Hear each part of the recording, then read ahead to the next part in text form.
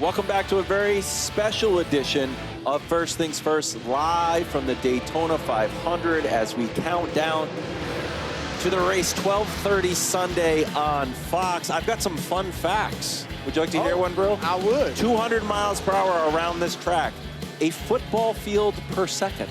Well, that is a fun fact. Wow. Is that a fun fact? That's fun. Yeah. Joining us now, who's not into fun facts, he's into beautiful prose and poetry. You're better It's than the that. great. It's the you better are. than that. You That is true, Tom. frame everything in a beautiful way. Hold on. If you're going to needle Not just fun facts the like I'm great out here giving you. 100-time Emmy winner Tom Rinaldi, I'm going to give him a chance to needle you, KW. About what? Upset of the decade, Tom. As of this moment, Kevin Wildes is not picking the back-to-back champion to win again. How shocking is that? I might though. You're right. But right now, I'm bet Daniel Suarez. He was wooed. Yes. Holy cow! All right, Tom. We've had you on the show a few times. Only on the major events. We've invited you to the studio just to talk sports several times. You've said you're too busy. The major events. How long is this expected to go on? Just Terry, what? You're there for the big events only.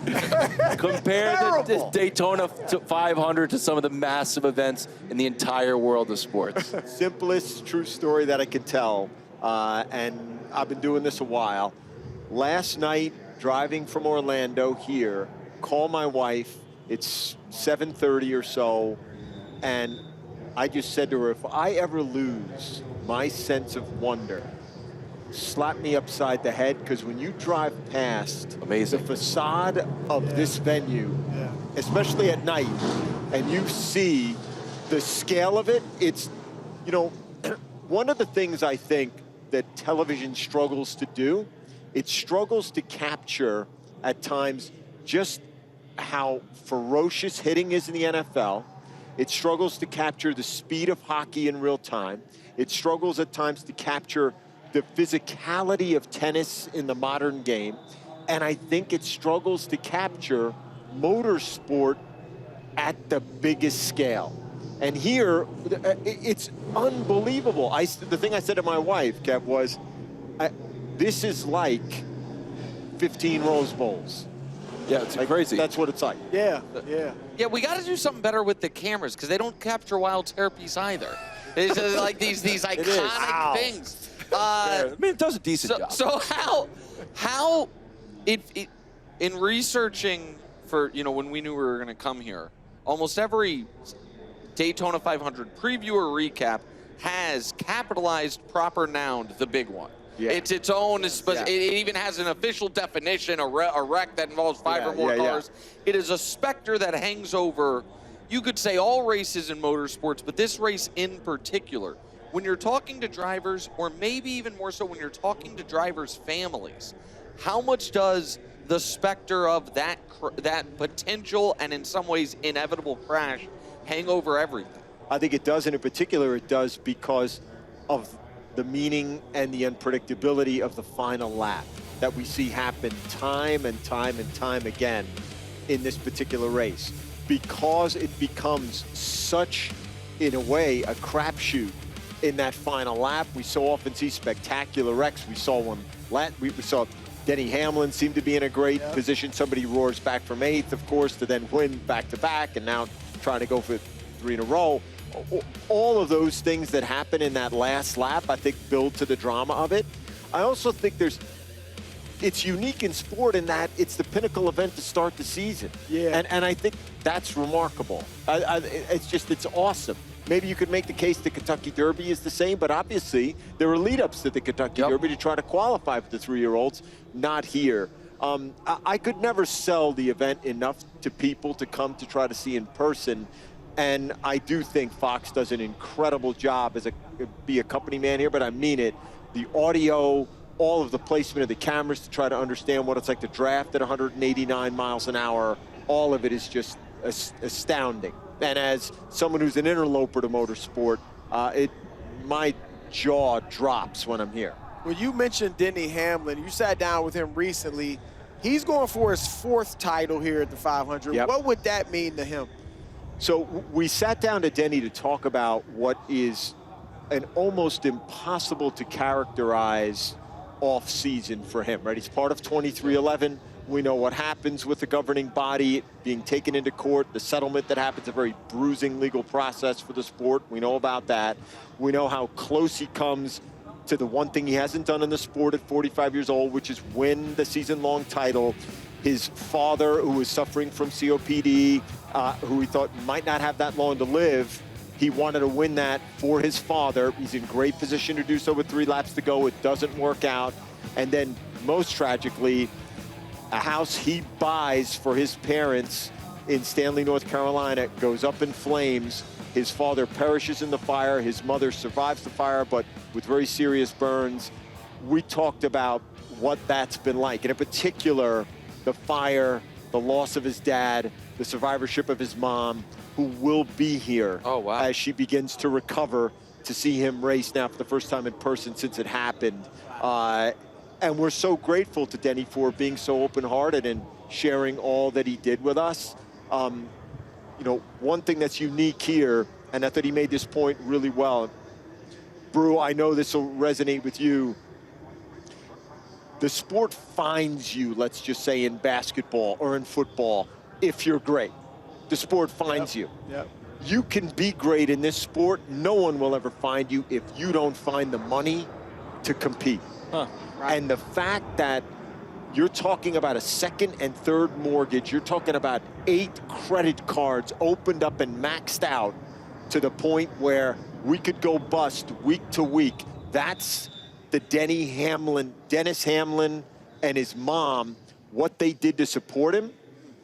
That's a remarkable thing, and that's unique to this sport. Wow. So that your full piece will be on Sunday. Coverage starts at 12:30.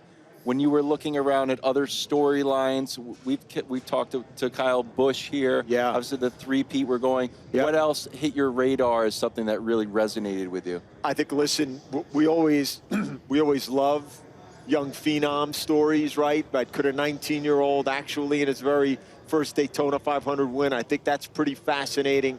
I think it's pretty tough to beat the Busch story, right? It's also tragically the 25th anniversary of Dale crashing. So there's so much that's always wrapped up anytime we come here. There's an abundance of storylines. And again, one of the advantages of it being the first event of the season is those narratives are all ready to be valid.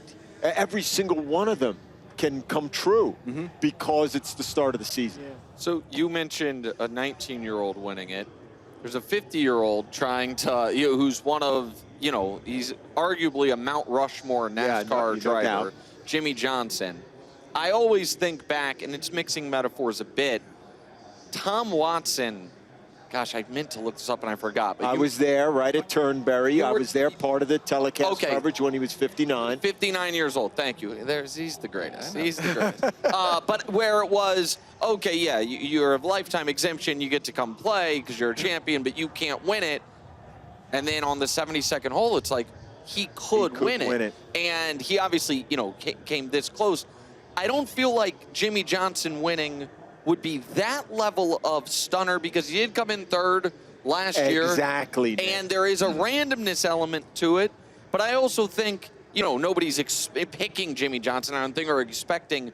What do you think, the buzz about him being back here and his own expectations, if any, for this race? I think you said it best. That the fact that he finished third a year ago takes away sort of the, oh my God, it's the Disney script, it's the rookie. First of all, he has the pedigree, which is nearly unmatched in the sport.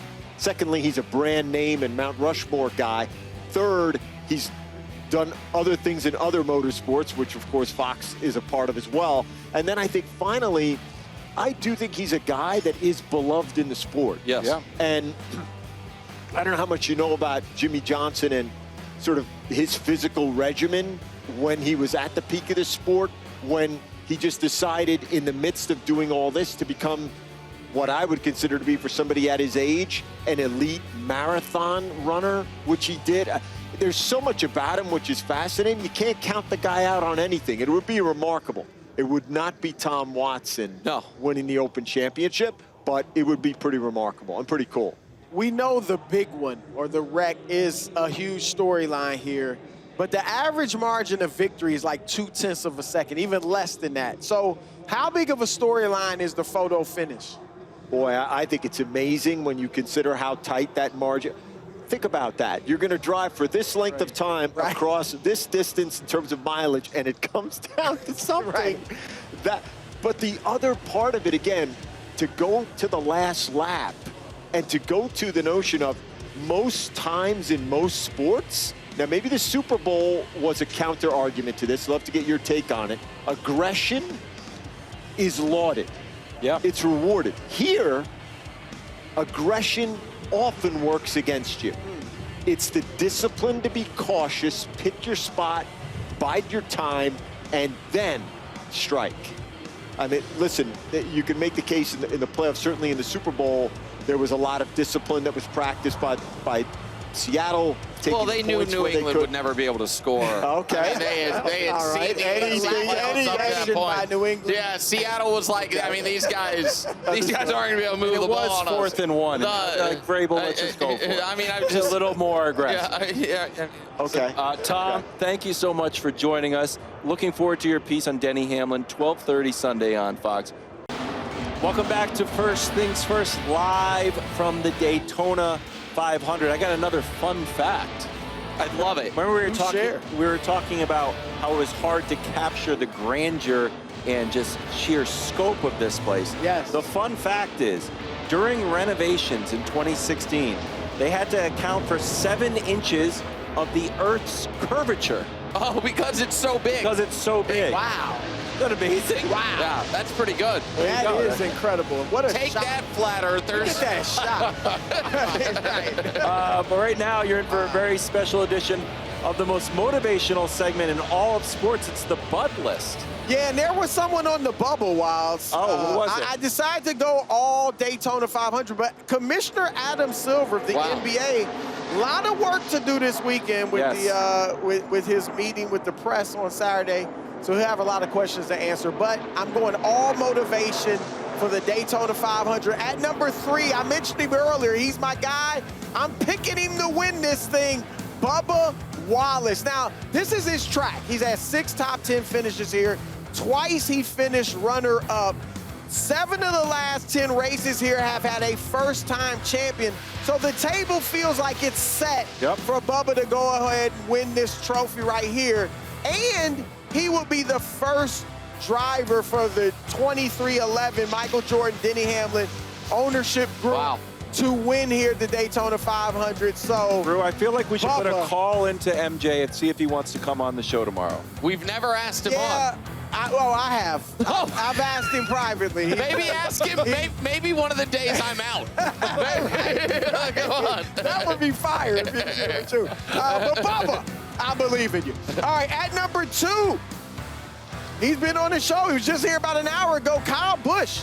We all know this is the only race, the crown jewel race, that he has not won. He could have win all 4 of those races if he pulls this off. He's been here 20 times, has yet to win. He's been in a bit of a slump. Yeah. Had 93 races since his last win. He's got 63 career wins, so he's had a ton, but just hasn't been able to get in that winner's circle recently. So this is big for him, and I believe, look, he's got the pole position, obviously driving well so far, be a great start to this season for him. So Kyle Busch, this is all motivation. I believe in you. Can I ask you a question, bro? Yep. Based on his interview, and I'll ask you too, Nick, did you think that he was going to be aggressive tonight or take it easy? He sounded like he was going to be aggressive. I thought so too. I will take the under in that. I think I think he's going to try to test out the car early and then let it go. And then sit back to make sure he doesn't have to use a backup car tomorrow since he has, or on Sunday since he has the pole. Yeah. No, I think he's got a great shot at doing this, and that'd be fantastic. All right, at number 1, look, William Byron.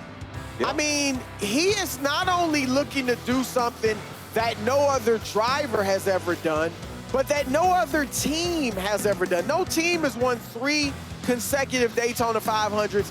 he is going for that as the winner of the last 2 races here.